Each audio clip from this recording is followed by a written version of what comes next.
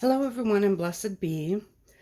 I had someone suggest that I do a video about energy and sharing or sending energy. First off, I'm going to say all the opinions in this video are my own and only reflect my beliefs and my path. So, with that disclaimer, I also wanted to say that while this video, I believe, goes across all levels of experience or expertise, and is great for beginners as well as a great communication with those who have been practicing for a while. I will say energy work is not necessarily something I would suggest for a newbie witch. Just because your own energy is so powerful and so much a part of you, and sending your energy out can be amazing, it can also be dangerous. And I don't know that that is often addressed. I'm not trying to make it sound scary or mystical or anything like that, just having a chat. If you have any comments that are nice, please go ahead and share them in the comment section below. If you have any questions, please put them there and I will do my best to answer them, again, based on my beliefs and my path. So with that said, we can start with the very simple Facebook post. Having a bad day, having a bad time, please send positive energy and thoughts. We see those a lot, right? And it is one thing, to stop for a hot minute and think good thoughts about that person and kind of send them out there. But we can also advance that to healing energy, to protection energy, anything that we are going to take of ourselves with energy and send it to someone else. You can do it one of two ways. I'm sure there's all kinds of subways and, branches off or anything, but I'm just going to talk about two basic ones. And that is with you still connected to that energy and with you not connected to that energy. And in most cases, I do the latter. I will send energy without being connected to it once it leaves me. For me, I believe that's safer. I have done it the other way, and in one instance had a really, really bad experience with it. And it was a learning lesson for me, so I thought I would kind of share that. And I am not showing all these funky props and silly stories to insult anybody's intelligence. It's how I learn best. I learn best if somebody gives me a story problem or puts it in a story or gives me a silly analogy or uses funny props. So that's the only reason I'm doing it this way. But for this video, this is you or me, and that's our energy in there. So that's what this is going to represent. This is going to represent the person on the other end, where the energy is going to go to. It's a little present. And I'm going to use that for my visuals here. So when you send your energy, and again, if you are a beginning witch, or if you have not worked a lot with energy, I strongly suggest that you do a lot more work on your own energy before you move to the step of sending it out. And I'll go through ways that you can do it that I feel are a little bit safer. But for now, somebody has asked for, let's say, protection. Okay, we're going to use that. This person has asked for protection because of some things they have going on in their life. And you're going to respond to that distant energy wise, or even close energy wise, but you're going to send energy to them to help them with that. Whether you should or shouldn't isn't really the case here. I'm just using that as an example. So, what can sometimes happen, even without us realizing it, is we get that intent and that energy ready. And then we send it out over the distance, whether it be a great distance or a short distance, to this person over here. Okay? And we are sending them very well intended protection energy. We want to help them.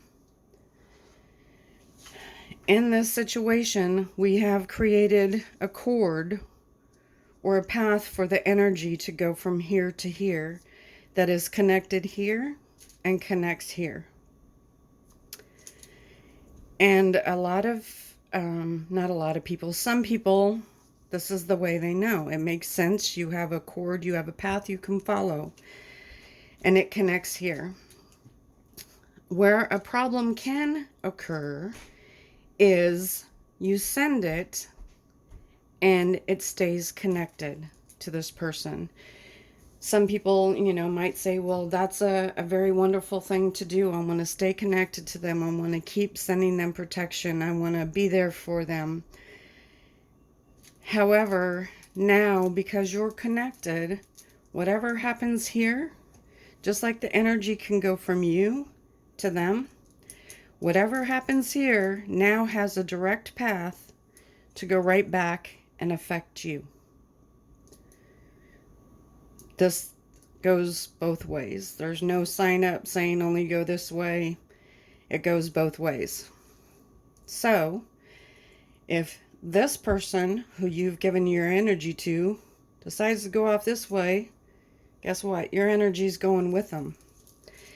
If this person maybe wasn't forthcoming with all the information about what was going on, there's a great danger really going on that you are not prepared to deal with, didn't know about, weren't set up for protection.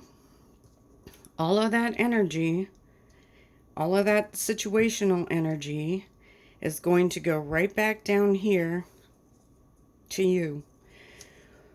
Where you can often see the effects of this is if you have some crazy stuff going on in your life, some wonky, weird, bizarre things going on that there is no reason in your physical life for it to happen. It could be because of this. Not always, but it could be. And if you think about how many times you innocently sent out your energy to help somebody or, thinking positive thoughts, and you really go through the process, not just the words, of sending your energy out, and you did it this way, think of how many things or how many energy people you are connected to. It doesn't always go back, but it can, and it can often. And you could be being affected by a whole lot of energy cords that you sent out and stayed connected. Also, I'm going to do this one a little bit different. Let's say this is the person you sent your energy to. Okay? And this is the energy cord. And it's pulled really, really tight to you over here. Let's say this person gets in a point in their life where they learn about cutting cords. And so they're going through the process of feeling their own energy out and finding any cords that are attached to them and severing them. Guess what's going to happen when this gets severed? I'm not going to do that because that'll hurt. So that makes it sound scary. It can greatly affect you. It can be dangerous. It does not mean don't send your energy out. It just means to be cognizant of how you are sending your energy out. Some people say, well, I want to stay attached. I want to, keep feeding them the energy. I want to keep connected to them to know they're safe and whatever. Well, for one, my personal opinion is, I've done what I said, even if it's somebody I really love. It's kind of like setting up a camera in their bedroom. I set my intent and that's it. I am not going to continue to eavesdrop on their energy. Now, that doesn't mean that I don't stay connected in a different way for a certain amount of time in certain circumstances. I'm not saying that. I'm not saying every time you do this, you're being a peeping Tom. I was just giving an extreme example again. So, what do you do? What do you do if you want to send your energy to this person here without creating a cord that could very well affect you in a negative way? There are many different ways to do it. I'm going to just show you a couple that I do. So this is me. This is the person needing protection again. I will pull my energy. By doing that, I am concentrating on that person, that situation. Again, be careful that you know the information. Okay, you can't know 100%. But if you really don't know the person at all, and you've gotten like 2 sentences of information, it might not be enough that you want to share your energy at all. Because I'm just going to say it, what if they're lying? There's always 2 sides to a coin, right? But with that said, this person in our example is very trustworthy, very truthful person who really does need some protection energy. So I'm going to focus on that person. I'm going to pull my energy, and there's many ways to do this. This is not the only way. This is just a visual that I came up with to kind of show one way. And I'm going to pull that energy with a thought and intent exactly as I want. And then I'm going to pull from it an energy ball. You can call it what you want. I just call it an energy ball for ease. This is this. But I have pulled it out here. I have created a ball.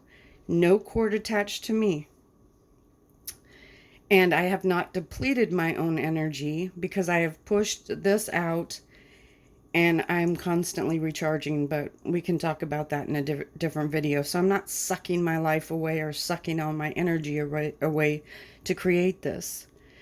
But now I'm creating this energy ball and I'm sending it over here to this person to give them some protection. My intent, this ball is going to not absorb with their energy, but it's going to send my intent and my energy to this person, and there's no cord attached.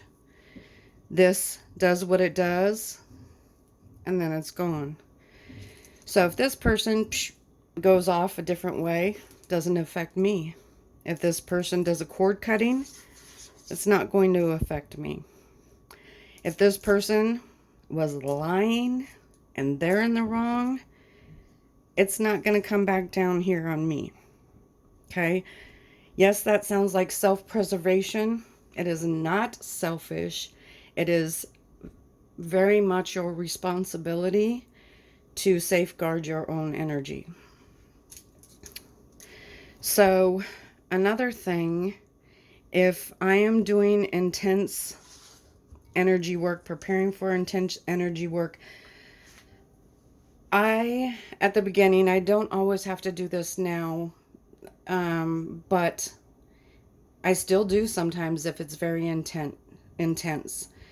I will have a focal object or even an elemental object.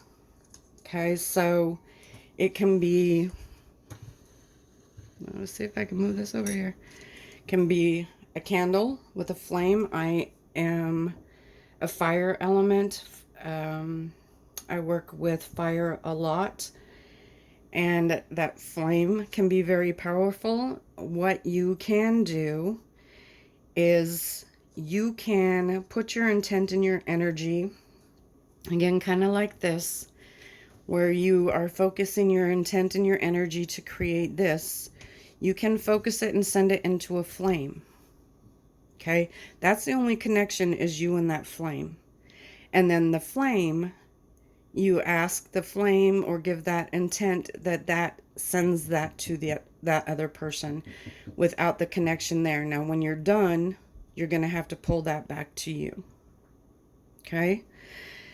Also, too, when you're doing it, especially if it's kind of new to you, I strongly suggest also having a focal object or an elemental object where you can quickly yank yourself back or ground yourself. I don't have a stone here with me, but we'll say this is a stone. You can have a stone that you hold. You can have, this is water, bowl of water. You can have a flame. And as you're focusing that energy and you're trying to make that ball, if things go haywire, you start feeling yourself amped up, you start feeling it, this starts to shake or something, you can literally put your hands in this water and let that energy shoot down into this water and disperse here until you can ground yourself and calm down. You can do the same with a flame. You can do the same holding a stone. You can have a stone nearby. You can hold it in one hand. Whatever you want. You just have some way to redirect that energy very quickly in an urgent or emergent situation where your energy is shooting like this. It's coming out of you like this, and all of a sudden something starts to happen. Bam! Redirect it. Let the water, let the flame, let the stone, let the object that you're holding, let it kind of be a full stop for you. Now all my energy is going to go in here. I've created the safe space, sacred space, that my energy cannot leave this bowl. So when I get in that situation, I'm in here. It could be just visually looking at it and let it shoot in here, disperse, and stop until you can ground yourself again. Same with the flame. Like I said, if you have a stone, you can do the same thing with that. Now, you can light a candle for somebody. Healing candle, protection candle, a spell or whatever. You're focusing all your energy on this candle. What you need to watch out for is you creating that cord from you to this. If that cord is created from you to this without the intent that then this is sending it out, now this sends that out, and you are again connected.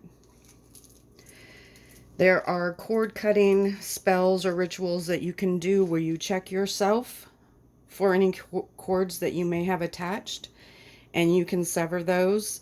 It is not just going around snip, snip, snip, because if you've been connected to some people for a long time, it can affect both ends.